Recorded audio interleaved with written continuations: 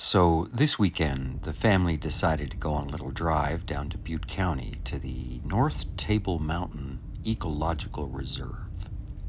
It's locally very famous for its wildflower bloom every year. It is a flat basalt plateau, an old volcano, basically, a volcanic overflow. And the local myth says that a giant took the top of the volcano and ripped it off and planted it in the Central Valley as the Sierra Buttes. That's why this place is flat and the buttes are tall. Whether that's true or not, this place is famous for three things: its basalt rock, its wildflower carpets in the spring, and the herds of wild cows that graze its slopes year round. We went up there as a family. We used to take the kids when they were little for Easter, go Easter hunting. Hadn't been up there in years. This is the kind of landscape that took me a long time to fall in love with when I came to California. This spare, raw, zen-like place just took me a long time to wrap my head around. The stark beauty, the splash of color, and the cliff looking over the Central Valley. It's quite startling. And each year, the carpet of wildflowers explodes in the spring for a brief flash in the pan, and then the hot, baking summer turns this place into a desert again. Now, I had never actually taken the hikes out to see one of the 17 waterfalls that fall off the top of this ledge. We saw two of the 17.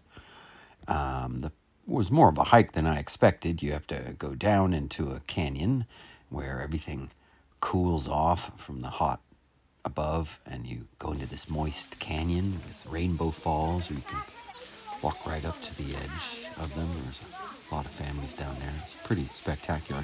And then you climb back up out of this canyon, up a steep incline, and around another ledge. And that's when you come to Phantom Falls, the more famous of them. It's called Phantom Falls because it is seasonal. It disappears during parts of the year. I'll show you that in a second. But first, this landscape, this almost bonsai skeletal structure of the trees, and the way the clouds, way off on the edge of the plateau, just sort of dot the edge of the sky. The family and I kept being reminded of the Studio Ghibli films, like Spirited Away and Howl's Moving Castle. It had that kind of feel. Not as saturated in the colors, but quite remarkable. So in addition to the wildflower carpet, the strange, almost geometrical basalt upthrusts form these wild cliffs that crumble over time, leaving a canyon that's just full of the rubble of the rock down below that we had to sort of scramble down to get to the falls. And through one big cleft, you can look out into the Central Valley and then across. It was nice to see some snow, both on the coastal peaks and on the High Sierra. This spectacular rocky terrain opens up to the immense spectacle of the Phantom Falls. This waterfall drops 166 feet from the little cleft above down into the pond below. You can climb down there. We didn't today. There's a cave up under there that you can explore. The natural rainbow of light as the mist falls. We had a picnic up at the ledge, just like Howl's Moving Castle. Just us and the land and the cliff and the sky and the clouds. This is a hard Eden, beautiful in its pristine majesty, and yet demanding. Your picnic is on rock, sparse soil that makes the flowers struggle. In fact, most of the varieties up here are miniaturized. They're smaller, mini poppies, and littler than you see in other places because they just don't have enough soil to grow to their standard size. And this broken landscape that causes these falls, it doesn't offer much fabric for life. And yet, this spectacle is caused by this natural struggle, I suppose.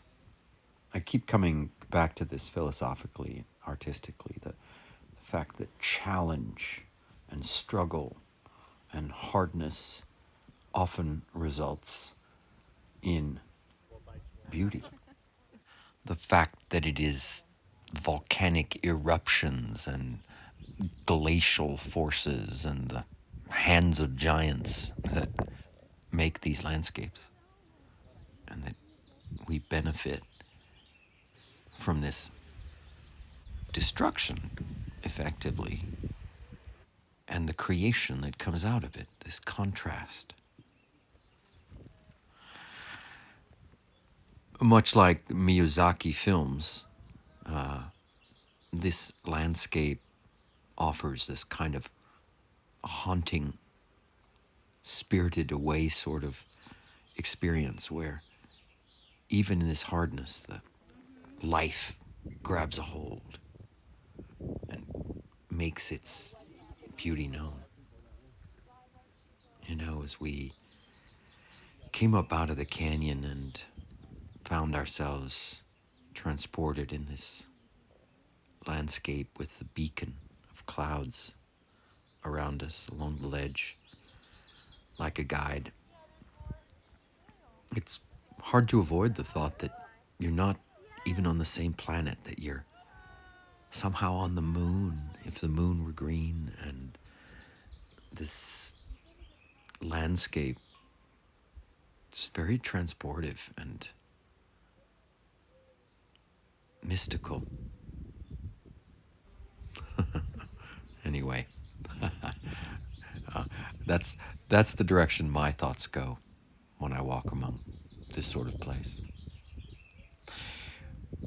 As we came up out of the ravine, back up onto the top of the Table Mountain, in the windswept grass and distant clouds and the miniature poppies, I just took a deep breath and just felt some real gratitude for having the family around and living in this place. Yes, the world is hard and strange and foreboding, and yet life will out, you know. The wildflowers will squeeze through the cracks of the basalt. And just like the friendly cows we encountered wandering around their high heaven, we came up out of the raw crevice and back into the light and found our way home. So I thought I would just share this little casual documentary of our hike along Table Mountain in Butte County, California, with the hopes that from my family to yours, wherever this finds you, may you be well, my friends.